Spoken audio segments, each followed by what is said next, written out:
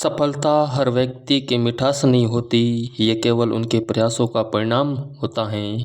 और हर बच्चा चाहता था कि मैं 12वीं क्लास की भूगोल एग्ज़ाम में 100 में से 100 अंक हासिल करूं। और आपका ये जो प्रयास है वो आपको सफलता की ओर ले जा सकती है। छोटे कदम की बड़ी मंजिल की ओर ले जाते हैं। वैसे ही मैं आपके साथ में जुड़ चुका हूं। आज हम जो 16 फरवरी 2026 को जो भूगोल परीक्षा का जो एग्ज़ाम हुआ है उसका पेपर सॉल्व करने जा रहे हैं। सपनों के साथ में आप सभी को वीआईपी टॉपर्स के साथ में जुड़ जाना है और हम आपको बोर्ड एग्ज़ाम का जो भूगोल का परीक्षा का जो एग्ज़ाम पेपर है उसको पूर्ण तरीके से सॉल्व करेंगे। तो रुक करते हैं अपन भूगोल पेपर को सॉल्व करने की ओर। और बच्चे चाहते थे, अपना जो मोटो था वो अब की बार भूगोल में 97 पार अपना मोटो था, अपना जो मिशन था उसकी ओर रुक करते हैं। तो जल्द से जल्द अपने साथ में लाइव जुड़ जाइए और हम पेपर की ओर रुक करते हैं। चलो स्टार्ट करते हैं, लेट्स गो। बोर्ड एग्ज़ाम में जो पहला खंड सेक्शन ए के अंतर्गत जो बहुविकल्पी यानी MCQS क्वेश्चन थे उसमें सबसे पहले जो क्वेश्चन है, कौन सी विचारधारा के अनुसार मानव जीवन प्रकृति से पूर्णतः नियंत्रित होता है। उसमें जो अपना ऑप्शन राइट रहेगा वो ब ऑप्शन राइट रहेगा, जिसका आंसर है निश्चयवाद। चलो दूसरे क्वेश्चन की ओर जाते हैं। कौन सा आर्थिक भूगोल का उपक्षेत्र है। इसमें जो अपना राइट आंसर रहेगा वो ब ऑप्शन रहेगा और जिसका आंसर रहेगा संसाधन भूगोल।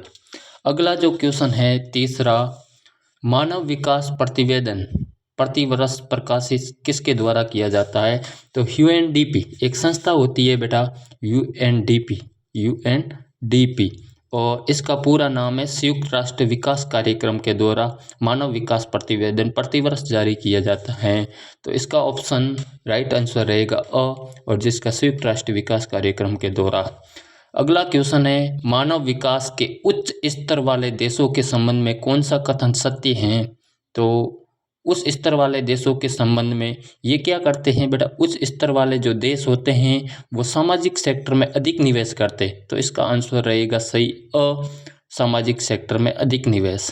अगला क्वेश्चन रहेगा, निम्न प्रजननशीलता व निम्न मृत्युत्मक यानी निम्न जन्म दर और निम्न मृत्यु दर जनसंख्या संक्रमण की कौन सी अवस्था है।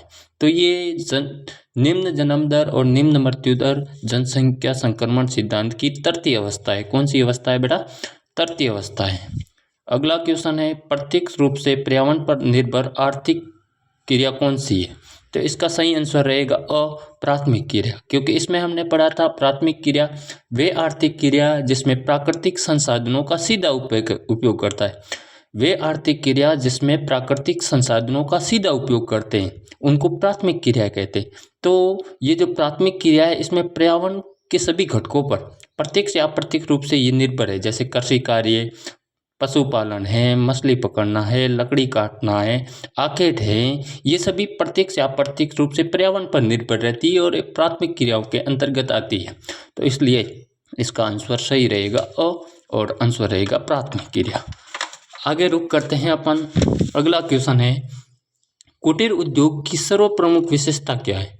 तो ये कुटीर उद्योग होता है, इसमें परिवार के सभी सदस्य मिलकर जो घर पे जो सामान्य औजार है उनकी सहायता से जो वस्तुओं को विनिर्मित करते।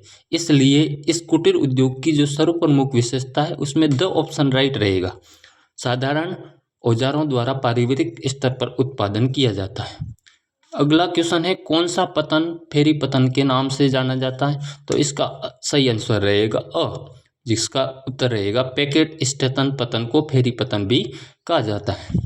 अगला है, गहन निर्वाह कृषि का सर्वप्रमुख क्षेत्र कौन सा है। तो इसका सही आंसर रहेगा और जिसका आंसर रहेगा मानसून एशिया। अगला है, कौन सा सही सुमेलित है। रोपण कृषि, चाय, कॉफी, गेहूं, ये रॉन्ग है। अगला भूमध्य सागरी।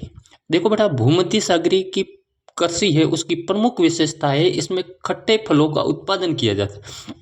तो कौन सा सही सुमेलित होगा बेटा, भूमध्य सागरीय कृषि खट्टे फलों का उत्पादन, ये वो ऑप्शन है वो इसमें राइट रहेगा। आगे रुक करते हैं अपन, अनुसंधान व विकास आधारित क्रियाकलाप सम्मिलित हैं। अनुसंधान व विकास आधारित क्रियाकलाप है वो सतत क्रियाकलाप के अंतर्गत आते हैं। हमने प्राथमिक क्रिया, द्वितीयक क्रिया, तृतीयक क्रिया, सतत व पंचम क्रियाकलाप की बात करी थी।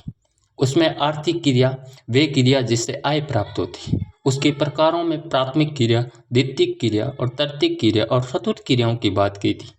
जिसमें अनुसंधान व विकास आधारित क्रियाकलाप है वो सतत क्रियाकलाप के अंतर्गत आता है। तो इसका सही आंसर रहेगा द ऑप्शन सतत क्रियाकलाप। अगला है एशिया में रेल मार्ग का सघनतम घनत्व किसमें पाया जाता है?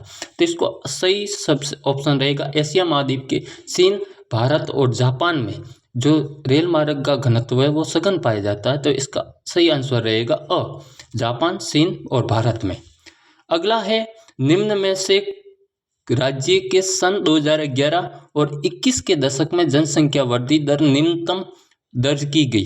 तो इसका सही ऑप्शन रहेगा केरल। ठीक है, केरल का जो जनसंख्या वृद्धि दर है वो 4 पॉइंट समथिंग कुछ दर्ज की गई थी, जो सबसे कम थी। आगे क्वेश्चन है अपना, भारत की पहली जनगणना कब हुई? तो भारत की पहली जनगणना हुई थी 1872 में। कब हुई थी बेटा? 1872 में। तो इसका सही आंसर रहेगा ब ऑप्शन। क्या ऑप्शन रहेगा? ब ऑप्शन राइट रहेगा। और यदि पूछी होती नियमित और व्यवस्थित जनगणना कब हुई थी तो ऑप्शन राइट होता 1881 में, क्योंकि सबसे पहली जो जनगणना हुई थी वो सही तरीके से नहीं, अनियमित हुई थी। वो हुई थी 1872 में, और नियमित और व्यवस्थित जिसके बाद में अपने भारत में 10 वर्षों के अंतराल में प्रति वर्ष जनगणना का कार्य किया जाता है, तो वो हुआ था 1881 में। लेकिन भारत की पहली जनगणना कब हुई? तो इसमें ऑप्शन ब राइट रहेगा और इसका ऑप्शन उत्तर रहेगा 1872 में। आगे रुक करते हैं अपन नगरीय बस्तियों की विशेषता है। तो नगरीय बस्तियों की विशेषता क्या है बेटा? तो इसमें विशाल आकृति व आकार होता है और इसका प्रशासनिक प्रकार होता है। तो इसका ऑप्शन अ राइट रहेगा। अगला है नागपुर योजना का संबंध है। नागपुर योजना का संबंध किससे है? सड़क परिवहन से।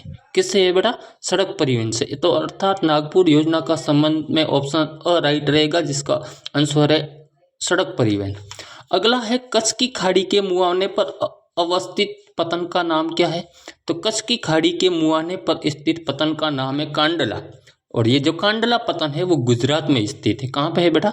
गुजरात में। तो इस कच्छ की खाड़ी के मुहाने पर अवस्थित पतन में आंसर सही रहेगा अ और कांडला। अगला है बेटा कौन सा प्रदूषण स्थान विशिष्ट होता है? वायु प्रदूषण, भू प्रदूषण, जल प्रदूषण। तो इसमें जो ऑप्शन अपना राइट होगा वो द ऑप्शन राइट होगा, जिसका आंसर है ध्वनि प्रदूषण। अर्थात कौन सा प्रदूषण स्थान विशिष्ट होता है? तो ध्वनि प्रदूषण स्थान विशिष्ट होता है। ये अपने MCQS क्वेश्चन पूरे हुए। अगला क्वेश्चन आता है दूसरा, जो अपने रिक्त स्थान से संबंधित है। किससे संबंधित है बेटा? रिक्त स्थान से संबंधित है। इस दूसरे क्वेश्चन में पहला ही क्वेश्चन है मानव भूगोल की रिक्त स्थान विचारधारा का संबंध लोगों के सामाजिक कल्याण से। तो आपको मैंने पहले भी पढ़ाया था, जब अपनी क्लास लगी थी उसमें हमने बात करी थी कि मानव भूगोल की कल्याणप्रक विचारधारा का संबंध लोगों के सामाजिक कल्याण पर आधारित। अर्थात इस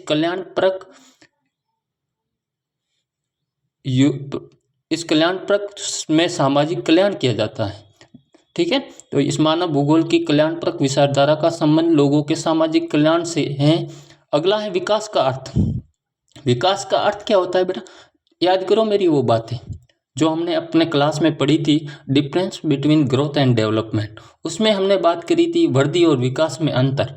तो वृद्धि एक सकारात्मक परिवर्तन है, ठीक है, और विकास एक गुणात्मक परिवर्तन है। गुणात्मक मतलब गुणों में परिवर्तन। तो विकास का अर्थ क्या है बेटा? गुणात्मक परिवर्तन से। तो इसमें रिक्त स्थान में आएगा गुणात्मक परिवर्तन। अगला है समय के दो समय अंतरालों के बीच एक क्षेत्र विशेष में होने वाली जनसंख्या में परिवर्तन को कहते हैं जनसंख्या वृद्धि। किसी दो निश्चित समय अंतरालों के बीच में किसी क्षेत्र विशेष में जो परिवर्तन होता है, लोगों की संख्या में जो परिवर्तन होता है, उसको जनसंख्या वृद्धि कहते हैं। और जनसंख्या वृद्धि धनात्मक भी हो सकती है, ऋणात्मक भी हो सकती है। कोई उस क्षेत्र विशेष में होने वाले लोगों की संख्या पर डिपेंड करती है। तो इसमें आंसर सही रहेगा जनसंख्या वृद्धि। अगला क्वेश्चन है लोगों का एक स्थान से दूसरे स्थान पर जाना। शायद अधिक भौगोलिक स्थितियां या सामान्य भौगोलिक सुविधाएं पाने के लिए लोग क्या करते हैं, एक स्थान से दूसरे स्थान पर माइग्रेट होते हैं। क्या होते हैं? माइग्रेट होते हैं। तो लोगों का एक स्थान से दूसरे स्थान पर जाना क्या कहलाता है? प्रवास कहलाता है। क्या कहलाता है बेटा? प्रवास कहलाता है। अगला है रिक्त स्थान। कृषि में फसलों उत्पादन एवं पशुपालन दोनों को समान महत्व दिया जाता है। तो इसमें आएगा मिश्रित कृषि। कौन सी कृषि में? मिश्रित कृषि में फसलों उत्पादन एवं पशुपालन दोनों को समान रूप से महत्व दिया जाता है। अगला है सार्वजनिक क्षेत्र के उद्योग किसके अधीन होते हैं बेटा? सरकार के अधीन होते हैं। किसके अधीन होते हैं? सरकार के अधीन होते हैं। अगला है रुड़की। रुड़की बेटा एक शैक्षिक व औद्योगिक नगर है। रुड़की शैक्षिक नगर भी है और औद्योगिक नगर का भी उदाहरण है। अगला है बेटा नगर आर्थिक वृद्धि के नोड्स या केंद्रों के रूप में कार्य करते हैं। अगला है पाना, पाड़ा, पाली, नगला, ढाणी इत्यादि किस बस्तियों के अन्य नाम है? तो ये पल्लवी बस्तियों के अन्य नाम है। अगला है क्याल को अरब सागर की रानी से। कोची की क्याल को अरब सागर की रानी के नाम से जाना जाता है बेटा। कोची पतन है। कोची पतन है और उस पर उपस्थित बेवानंद क्याल आप सभी को पता है। कोसी पतन की बेवानंद क्याल, इसका आंसर रहेगा बेवानंद क्याल। कौन सी है बेटा? बेवानंद। बेवानंद क्याल। कौन सी? बेवानंद क्याल। ठीक है, बेवानंद क्याल है जिसको अरब सागर की रानी कहते हैं। कोसी पतन की बेवानंद क्याल को अरब सागर की क्या कहा जाता है बेटा? रानी कहा जाता है। तो ये आपको एक बार मैंने जो रिक्त स्थान वाले जो क्वेश्चन थे वो बता दिए हैं। आगे हम चलते हैं जो अपने अति लघुत्तरात्मक क्वेश्चन है उसकी ओर रुख करते हैं, जिसमें पहला क्वेश्चन है मानव विकास के किन्हीं दो उपागमों के नाम लिखो। जब हमने मानव विकास वाला जो चैप्टर पढ़ा था, ह्यूमन डेवलपमेंट वाला जो चैप्टर पढ़ा था, उसमें हम बात करेंगे कि उनके कौन कौन से दो उपागम थे। तो उसमें पहला उपागम था आय, दूसरा उपागम था कल्याण और तीसरा उपागम था समता। तो इन तीन उपागमों में से आय, कल्याण और समता उपागम, इन तीनों उपागमों में से दो का नाम लिखना था।